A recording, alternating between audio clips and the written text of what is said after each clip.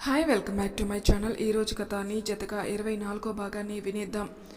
వేద దక్ష్ ఇద్దరు కలిసి గుడికి వెళ్తారు. పూజారి గారు అర్చన అభిషేకమా అని అడుగుతాడు. అర్చన అండి అంటుంది వేద. అని పూలు కొబ్బరికాయ ఇస్తుంది. ఇద్దరు దేవుడికి దండం పెట్టుకుంటారు. వేద మనసులో, స్వామి ఈరోజు నేను చాలా ఆనందంగా ఉన్నాను. నా ప్రేమ నాకు దక్కినందుకు చాలా సంతోషంగా ఉంది. నన్ను, నా భర్తని, నా కుటుంబాన్ని ఇలానే ఇప్పుడు చల్లగా చూడు స్వామి అని మనసులో దేవుణ్ణి ప్రార్థిస్తూ ఉంటుంది. పూజారి గారు వచ్చి తీర్థం శటగోపం అన్నీ ఇచ్చి పూలు కొబ్బరికాయ చేతికి ఇస్తారు. ఇద్దరు అక్కడ మెట్ల మీద కూర్చొని కొబ్బరి తింటూ ఉంటారు. దక్ష్ తను కుంకుమ పెట్టుకుని వేదకి కూడా పెడతాడు. కొబ్బరి తింటూ వేద చేతిని పట్టుకుంటాడు. దక్ష్ తన చెయ్యి పట్టుకోవడంతో పోయినసారి గుడికి వచ్చినప్పుడు ఒక జంటను చూసి తాము కూడా అలా ఎప్పుడు ఉందామా అని అనుకున్నది గుర్తుకు వచ్చి నవ్వుకుంటూ ఉంటుంది. వేద నవ్వు చూసి, ఏమైంది, ఎందుకు నవ్వుతున్నావు అని అడిగాడు. ఏం లేదు, ఊరికే ఏదో గుర్తొచ్చి. ఆ ఏదో నాకు కూడా చెప్తే నేను కూడా నవ్వుతా కదా అన్నాడు దక్ష్. అబ్బా మహానుభావా, ఏమీ లేదు. ఇంతకుముందు నేను అమ్మమ్మతో గుడికి వచ్చినప్పుడు నా ముందు ఒక జంట కూర్చుని కబుర్లు చెప్పుకుంటూ ఉన్నారు. వాళ్ళని చూసి నేను ఎప్పుడు ఇలా నా మొగుడితో ఉంటానా అని అనుకున్నాను. అది ఇవాళ నెరవేరింది కదా, అదే గుర్తొచ్చి నవ్వుతున్నాను అని అంటుంది. దక్ష్ వేద చేయి పట్టుకుని, ఓహో అవునా, నీ ప్రేమను లేటుగా అర్థం చేసుకున్నాను. ఐఎమ్ సారీ బంగారం అంటాడు దక్ష్. పర్లేదు, మన పెళ్ళి ఏ పరిస్థితిలో జరిగిందో తెలుసు కదా, వదిలే ఇంకా అని అంటూ లేచి నించుని ఇంకా వెళ్దామా అంటుంది వేద. పదండి మేడం అని తను కూడా లేస్తాడు. ఇద్దరు కలిసి ఇంటికి స్టార్ట్ అవుతారు. కొంచెం సేపటికి తర్వాత ఇంటికి చేరుకుంటారు. ఇంటికి వచ్చాక వేద కారు దిగుతూ ఉండగా తనకు ఫోన్ వస్తుంది. వేద ఫోన్ లిఫ్ట్ చేసి, హలో స్వాతి చెప్పు అంటుంది. వేద ఏం చేస్తున్నావు, బిజీనా అని అడుగుతుంది స్వాతి. లేదు చెప్పు, ఒకసారి బొట్టెక్కి వస్తావా ప్లీజ్ అంటుంది స్వాతి. వేద దక్ష్ వైపు చూసి, ఇప్పుడా, ఏమైంది అంటుంది వేద. వెడ్డింగ్ డ్రెస్లో చిన్న మిస్టేక్, కస్టమర్కి అర్జెంటుగా కావాలంట, అందుకే ఒక 3 అవర్స్లో వచ్చేయచ్చు అని కంగారుగా అంటుంది. కానీ స్వాతి నేను లేకుండా అవ్వదా? లేదే, లేకపోతే నేనే నీకెందుకు చేస్తాను, నువ్వు త్వరగా ప్లీజ్ అని కాల్ కట్ చేస్తుంది. వేద ఫోన్ పెట్టేసి దక్ష వైపు చూసి, నేను బొట్టికి వెళ్ళాలి అంటుంది. ఎందుకు, ఇంపార్టెంట్ వర్కా అని అడుగుతాడు. అవును సారీ, కానీ త్వరగా వచ్చేస్తా ప్రామిస్ అని దక్ష కళ్ళలోకి చూస్తూ చెబుతుంది. సరే నేను డ్రాప్ చేయనా? వద్దు నేను వెళ్తాను, డ్రెస్ చేంజ్ చేసుకుని వస్తాను అని వెళ్ళి డ్రెస్ మార్చుకొని వస్తుంది. త్వరగా వచ్చి ప్లీజ్ అంటాడు దక్ష్. ట్రై చేస్తాను, మీరేమన్నా తెప్పించుకొని తినేయండి సరేనా, టేక్ కేర్ అని బయటికి వెళ్తుంది. దక్ష్ వేద వెళ్ళగానే ఇప్పుడు నేను ఒక్కడనే ఉండాలా అని అనుకుంటూ ఉండగా వేద వెనక్కి వచ్చి దక్షిని గట్టిగా హాక్ చేసుకుని మిస్ యూ అని తన బుగ్గ మీద ముద్దు పెట్టి అక్కడి నుండి వెళ్ళిపోతుంది. దక్ష్ వేద చేసిన పనికి నవ్వుకుంటూ ఉంటాడు. వేద కంగారుగా బొట్టెక్కి వెళ్తుంది. స్వాతి తన కోసం రెడీగా ఉంటుంది. తనకు ప్రాబ్లం చెబుతుంది. వేద స్వాతి ఇద్దరు కలిసి డ్రెస్ను మళ్ళీ రీస్టిచ్ చేసే పనిలో పడతారు. అలా ఒక 3 గంటల తర్వాత డ్రెస్ పూర్తవుతుంది. ఇద్దరు డ్రెస్ చూసి అమ్మయ్య అని అనుకుంటూ అక్కడున్న సోఫాలో పడిపోతారు. వేద నీరసంగా, నీ ఎంకమ్మ ఇంత తప్పుగా చేస్తుంటే ఆ మాస్టర్ ఏం చేస్తున్నావు నువ్వు? నేను కరెక్ట్గానే చెప్పానే వాడికి, వాడు మిస్టేక్ చేసి నన్ను ఇరికిస్తాడని నాకేం తెలుసు అన్నది స్వాతి. సరేలే ముందు ఆ కస్టమర్ని రమ్మను, ఇంకా ఇంటికి వెళ్ళాలి, అసలే తను ఒక్కడే ఉన్నాడు ఇంట్లో అన్నది. అవునా, మీ అత్తమ్మ వాళ్ళు ఏమయ్యారు? చిన్న ఫంక్షన్ ఉంటే వెళ్ళారులే. ఓహో, అయితే ఇద్దరు కలిసి ఎంజాయ్ చేస్తున్నారా అని కన్ను కొడుతుంది. ఆపు, సిగ్గులేదు నీకు అని అంటూ ఉండగా దక్ష్ మెసేజ్ వస్తుంది. వేద ఫోన్ చూసుకుంటూ నవ్వుకుంటూ ఉంటుంది. స్వాతి వెంటనే ఫోన్ లాక్కొని, ఏంటే అంత సిగ్గుపడుతున్నావు, మీ ఆయన అంత రొమాంటిక్గా మెసేజ్ చేశాడా, ఏది నన్ను చూడనివ్వు అని ఫోన్ చూస్తుంది. వేద స్వాతి చేతిలో ఫోన్ లాక్కుంటూ, స్వాతి పక్కన వాళ్ళ ఫోన్లో మెసేజ్ చదవడం చాలా తప్పు, ఇటివ్వు నువ్వు ముందు నిన్నే అని ఫోన్ తీసుకోవడానికి ట్రై చేస్తుంది. ఇవ్వని ఏం చేస్తావు అని మెసేజ్ ఓపెన్ చేసి, ఎక్కడున్నావు baby, missing you, come soon. Wow, how romantic మా బావగారు, పాపం చూడు నీకోసం ఎంత తప్పిస్తున్నారు అని నవ్వుతూ ఉంటుంది. వేద సిగ్గుతో కూడిన కోపంతో స్వాతి దగ్గర నుండి ఫోన్ లాక్కొని, సిగ్గు లేదే నీకు అని అంటుంది వేద. నువ్వేమైనా అనుకోవే, ఇవాళ నేను చాలా హ్యాపీగా ఉన్నాను. నువ్వు ఈ పెళ్లి వల్ల ఎక్కడ రాంగ్ స్టెప్ తీసుకున్నావని చాలా భయపడ్డాను. బట్ ఈ మెసేజ్తో మీ ఇద్దరు హ్యాపీగా ఉన్నారని చాలా సంతోషంగా ఉంది అని అంటూ వేదని హక్ చేసుకుంటుంది. ఆ దేవుడు నా కోరికనే తీర్చాడే. మంచి అమ్మమ్మ, నువ్వు, అత్తమ్మ, రామ్, ఫైనలీ నా హబ్బీ మీ అందరినీ నా జీవితంలోకి తెచ్చి నన్ను చాలా హ్యాపీగా ఉంచాడు అని సంతోషంగా చెబుతుంది వేద. సరే కానీ ఇంక నువ్వు వెళ్ళు, పాపం మా బావగారు నీ కోసం వెయిట్ చేస్తున్నారు అని అంటుంది స్వాతి. మరి కస్టమర్? అది నేను చూసుకుంటా కానీ నువ్వు వెళ్ళు అని అనటంతో వేద అక్కడ నుండి ఇంటికి స్టార్ట్ అవుతుంది. వేద ఇంటికి వెళ్ళేటప్పటికే చీకటి పడుతుంది. తను ఇంటికి వెళ్ళగానే ఇంట్లో లైట్స్ ఆన్ చేసి ఉండవు.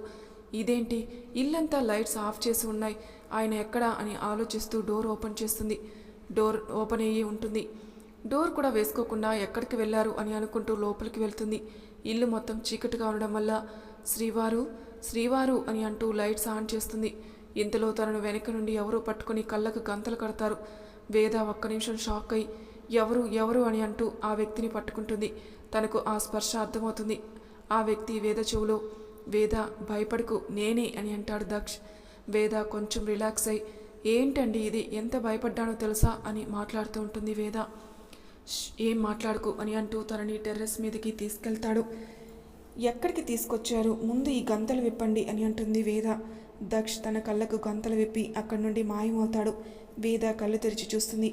ఇంతకు ముందు చీకట్లో ఉండడం వల్ల తనకు ఏమీ అర్థం కాదు. కళ్ళు నలుపుకుంటూ ఎదురుగా ఉన్న వాటిని చూసి ఒక్కసారిగా షాక్ అయి అలానే నిల్చుండిపోతుంది. అందంగా ఎర్ర మరియు తెల్ల గులాబీ పువ్వులతో టెర్రస్ డెకరేట్ చేసి ఉంటుంది. మధ్యలో చిన్న టెంట్, దాని మీద క్యాండిల్స్, కేక్, గిఫ్ట్స్ ఉన్నాయి. వేద నించున్న చోట నుండి గులాబీ రేకులు టెంట్ దాకా పరిచి ఉంటాయి. దూరంగా మ్యూజిక్ వినిపిస్తుంది. అక్కడ వాతావరణం మొత్తం చాలా రొమాంటిక్గా కనిపిస్తూ ఆహ్లాదపరిచే విధంగా ఉంటుంది. వేద అది చూసి చాలా ఆనందంగా ఉంటుంది. దక్ష్ తన పక్కన నిలబడి, ఎలా ఉంది డార్లింగ్ ఈ సర్ప్రైజ్ అని తన కళ్ళల్లోకి చూస్తూ చెబుతాడు. వేద దక్ష వైపు చూస్తూ తనని హగ్ చేసుకుని, మాటల్లో చెప్పలేను అంత అందంగా ఉంది అని అంటుంది. నీ మాటలు కొన్ని దాచి ఉంచు బంగారం అని ఒక గిఫ్ట్ ప్యాక్ తీసి తన చేతిలో పెడతాడు. వేద ఏమిటి అన్నట్టుగా తన వైపు చూస్తుంది. దక్ష్ అది గమనించి, ఓపెన్ చేసి చూడు అని అంటాడు. వేద ఓపెన్ చేస్తుంది. దానిలో క్రీమ్ కలర్ శారీ ఉంటుంది.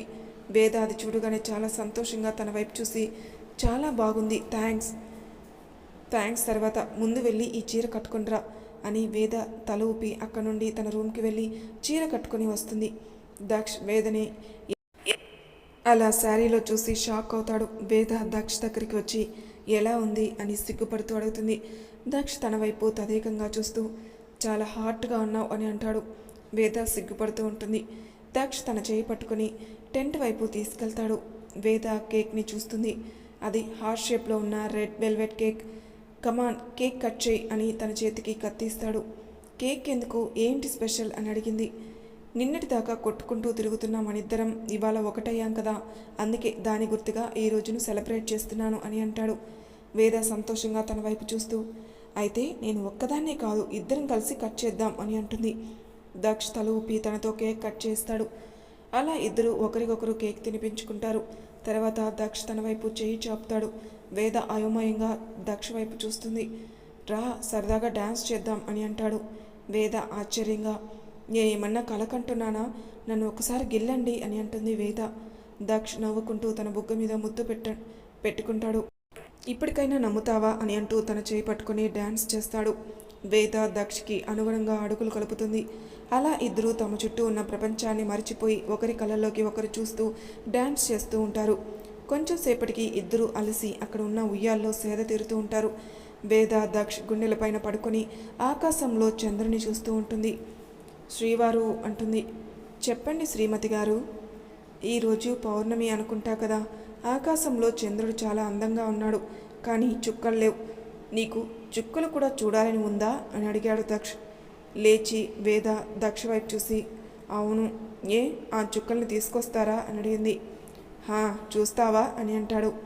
వేద దక్ష వైపు అనుమానంగా చూస్తూ, జోక్ చేస్తున్నారు కదా మీరు అని అంటుంది.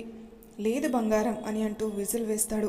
వెంటనే కింద నుండి ఒక్కొక్కటిగా విష్ ల్యాంప్స్ గాల్లో ఎగురుతూ ఆకాశం మొత్తం అందంగా మారుతుంది. వేద తను చూస్తున్నది తానే నమ్మలేకపోతూ ఎదురుగా కనిపిస్తున్న దృశ్యం తన కళ్ళతో బంధిస్తూ ఉంటుంది. వేద పైకి చూస్తూ దక్ష కోసం పక్కకు చూస్తుంది. తను తన పక్కన కనిపించడు. దక్ష్ దక్ష్ అని అంటూ అనుమానంగా కిందికి చూస్తుంది. దక్ష్ తన మోకాల మీద కూర్చొని వేద చేతిని తన చేతిలోకి తీసుకుని తన చేతిలో ఉన్న డైమండ్ రింగ్ తన చేతికి తొడుగుతాడు. వేదకి ఆ క్షణం తన కళ్ళల్లో నుండి ఆనందంతో కళ్ళ వెంబట ఆనంద బాష్పాలు రాలుతూ ఉంటాయి. నేను ఎందుకు మారాను అని నీకు చాలాసార్లు అనిపించి ఉంటుంది. ఎప్పుడు మొండిగా కోపంగా ఉండే నేను పెళ్లి తర్వాత ఇంత ఎందుకు మారానని నాకే ఆశ్చర్యంగా ఉంటుంది. ఎందుకంటే ఈ పెళ్ళి నేను నిన్ను ఇష్టపడి కాదు, నిన్ను కష్టపెట్టాలని చేసుకున్నాను. కానీ పెళ్ళైన దగ్గర నుండి ఏదో ఒక విధంగా నీ వైపు అట్రాక్ట్ అవుతూనే ఉన్నాను. అది పెళ్ళి యొక్క గొప్పతనం అయి ఉండవచ్చు. నువ్వు నీ గురించి తెలుసుకో అన్నప్పుడు నీ గురించి నిజంగానే తెలుసుకోవడానికి ప్రయత్నించాను. ఆ ప్రయత్నంలో ఇంకా నీ మీద ఇష్టం పెరిగింది. ఎలా తెలిసింది నీ గురించి అని నువ్వు అనుకోవచ్చు. ఎలా అంటే నువ్వు మీ అమ్మమ్మ దగ్గరికి వెళ్ళినప్పుడు నీ డైరీ దొరికింది. సారీ, దాన్ని నీ పర్మిషన్ లేకుండా చదివాను. కానీ ఏం చేయను, నీ గురించి తెలుసుకోవాలంటే ఏకైక మార్గం అదే అనిపించింది. అందుకే నీ డైరీ చదివాను. మన పెళ్లి దగ్గర నుండి నువ్వు రాసిన ప్రతి విషయం నన్ను నీతో ప్రేమలో పడేసింది ఆ రోజు. అందుకే నీకోసం గుడికి వచ్చాను. నిన్ను హర్ట్ చేసి ఉంటే నన్ను మన్నించు. I love you my sweet రాక్షసి. నన్ను నీ భర్తగా మనస్ఫూర్తిగా స్వీకరిస్తావా అని అంటాడు. వేద అవును అన్నట్టు తలూపుతుంది. దక్ష్ లేచి నించొని తన నుదుటి మీద ముద్దు పెట్టుకుంటాడు. వేద తనని హగ్ చేసుకుని ఈరోజు నిజంగా నేను నా జీవితంలో మర్చిపోలేను, థ్యాంక్స్ ఫర్ ఎవ్రీథింగ్ అని అంటూ తనని మనసారా హత్తుకుంటుంది. అలా ఆ రాత్రి ఆనందంగా గడిచిపోతుంది. వేద దక్షుల జీవితంలో ఒక కొత్త అధ్యాయం ప్రారంభమవుతుంది. దక్ష్ వర్మగారి కంపెనీ ప్రాజెక్ట్, దాంతోపాటు తను చేస్తున్న ప్రాజెక్ట్ సక్సెస్ అవుతుంది. ప్రాజెక్ట్ సక్సెస్ అయ్యాక దక్ష్ రాఘవ్ గురించి వర్మగారికి చెప్తాడు. వర్మగారు వెంటనే రియాక్ట్ అయ్యి రాఘవ్ని కంపెనీ నుండి తొలగిస్తారు. విషయం తెలుసుకున్న రాఘవ వర్మని కలుస్తాడు. సార్, నన్ను కంపెనీ నుండి ఎందుకు టెర్మినేట్ చేశారో తెలుసుకోవచ్చా అంటాడు రాఘవ. కంపెనీ రూల్స్ నీకు తెలియదా మిస్టర్ రాఘవ? ఒక కంపెనీలో పనిచేస్తూ ఆ కంపెనీని ముంచేయాలని చూస్తున్నావు. ఈజ్ ఇట్ ఫెయిర్ అని కోపంగా అంటారు వర్మగారు. రాఘవ కొంచెం తడబడుతూ, సార్, అవి ఎవరో కావాలని చేసిన ఫాల్స్ ఎలిగేషన్స్, నేను అలాంటి వాణ్ణి కాదు సార్ అంటాడు రాఘవ. దొరకనంత వరకు అందరూ మంచి వాళ్ళనే కనిపిస్తారు మిస్టర్ రాఘవ. మీ గురించి ఫాల్స్ స్టేట్మెంట్స్ ఇచ్చి మిమ్మల్ని కావాలని ఎవరు తప్పుడు మనిషిని చేయరు. అండ్ మీ గురించి అన్ని సాక్ష్యాధారాలు నా దగ్గర ఉన్నాయి అని ఒక ఫైల్ తన ముందుకు విసిరేశారు. రాఘవ వాటిని చూసి అలానే ఉండిపోతాడు. సార్, ప్లీజ్ నాకు ఒక ఛాన్స్ ఇవ్వండి, మళ్ళీ ఇలా రిపీట్ అవ్వదు అని ఇంకా ఏదో చెప్పాలని ట్రై చేస్తాడు. వర్మగారు రాఘవ వైపు చేయి చూపించి, మీ అకౌంట్ సెటిల్ చేయమని అకౌంటెంట్తో చెప్పాను. మీ థింగ్స్ తీసుకుని మర్యాదగా ఆఫీస్ నుండి వెళ్ళిపోండి అని అంటారు. రాఘవ చేసేది లేక అక్కడి నుండి వెళ్ళిపోతాడు. చూడండి మిస్టర్ రాఘవ, మనం ఎప్పుడూ ఒకరిని పతనం చేయాలని అనుకోకూడదు. ఒకళ్ళకు ఒకళ్ళు సహాయం చేసుకుంటేనే అది మానవత్వం అనిపించుకుంటుంది. మీ మీద మరొక మచ్చ పడకూడదు అని చెప్పే నేను పోలీస్ కంప్లైంట్ ఇవ్వలేదు. మళ్ళీ ఇంకొక మచ్చ మీ మీద వేసుకోకుండా మంచిగా ఉండండి అని అంటారు. కుక్కతో ఒక వంకర అన్నట్టు రాఘవ్కు వర్మగారు చెప్పిన మాటలు తలకు ఎక్కవు. రాఘవ్కు దక్ష మీద కోపం ఇంకా పెరిగిపోతుంది. దక్ష్, ఇదంతా నీ పని అన్నమాట. ఇప్పటిదాకా నీకు శత్రు అరోరానే, బట్ ఇవాళ నుండి నేను కూడా నీకు మరొక శత్రువుని అని తిట్టుకుంటూ కోపంగా టేబుల్ని కొడతాడు. వెంటనే అక్కడి నుండి అరోరా ఆఫీస్కి వెళ్తాడు రాఘవ. మరి తర్వాయి భాగంలో ఏం జరుగుతుందో నెక్స్ట్ ఎపిసోడ్లో తెలుసుకుందాం. అంతవరకు నా ఛానల్ని సబ్స్క్రైబ్ చేయని వాళ్ళు ప్లీజ్ సబ్స్క్రైబ్ చేసుకోండి, లైక్ చేసి షేర్ చేయండి. మీ అభిప్రాయాలు నాకు కామెంట్ రూపంలో తెలియజేయండి. Thank you for listening.